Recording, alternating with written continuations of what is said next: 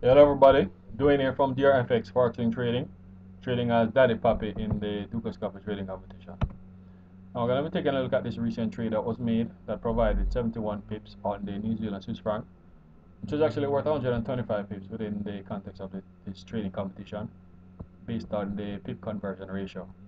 So it was more or less in sync with my trading methodology, which essentially tries to capture between 100 and 200 pips per trade. Now in terms of the trade itself, this was taking advantage of the breakout that was seen and that was started above this consolidation setup. As you can see here, this breakout was also continuing the break above this inner trend line towards this outer trend line. Now, as you'll notice across the currency market, whenever we have a break of an inner trend line, it usually means that the market is going to be headed towards the outer trend line. So if we see a strong setup such as this and a strong breakout that is supporting that movement, it makes that target towards that movement towards the trend line even more likely. So that was the context and the idea behind this trade.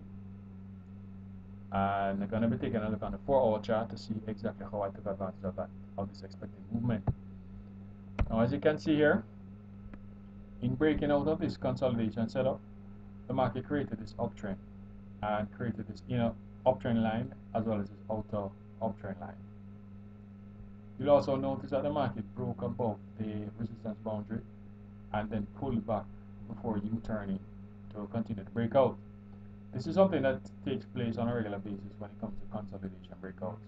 The market can break out initially and then pull back to test that boundary before continuing to break out. There are times when the market will simply continue to move sharply once it has broken the barrier, but there are times when this pause and pullback actually takes place. So when this takes place, it actually provides you with a good entry opportunity and a good area to place your stop loss below the low of this counter trend line turn. Now, in terms of the trade itself,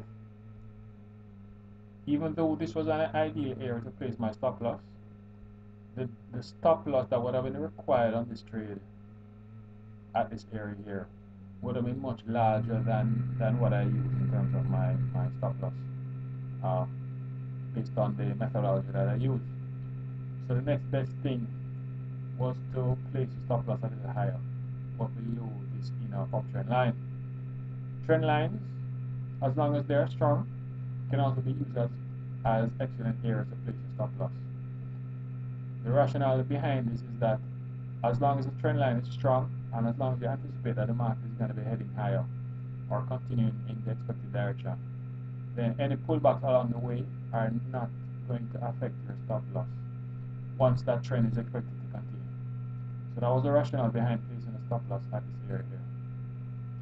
So when the market pulled back and took the trade in, it then U-turned and hit the target just at this resistance area here. So this is a common error for us to exit our trades when it comes to trend lines, when it comes to uptrends. Exiting at this resistance area in anticipation that the market will actually pull back. And as you can see, it's actually doing here. So trend lines are good areas to exit your trades, but sometimes resistance points are also good places to set your limit orders as well. So this was the trade in a nutshell.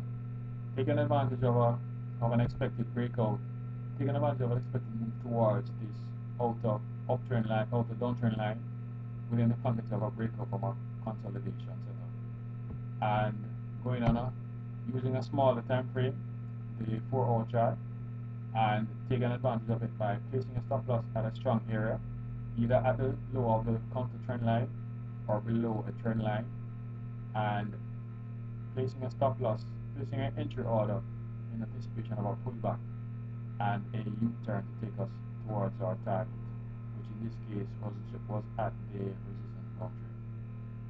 So in terms of what we see for this pair in the next couple of days, we could actually have another trading opportunity at this area here.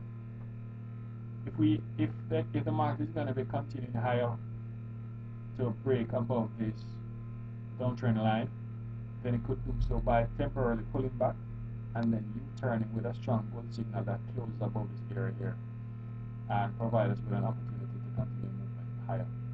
So that's what I'm going to be looking at over the next couple of days in terms of what actually takes place here. So let's wait to see what the market provides us in terms of another trading opportunity and take it from there. So until then, happy trading.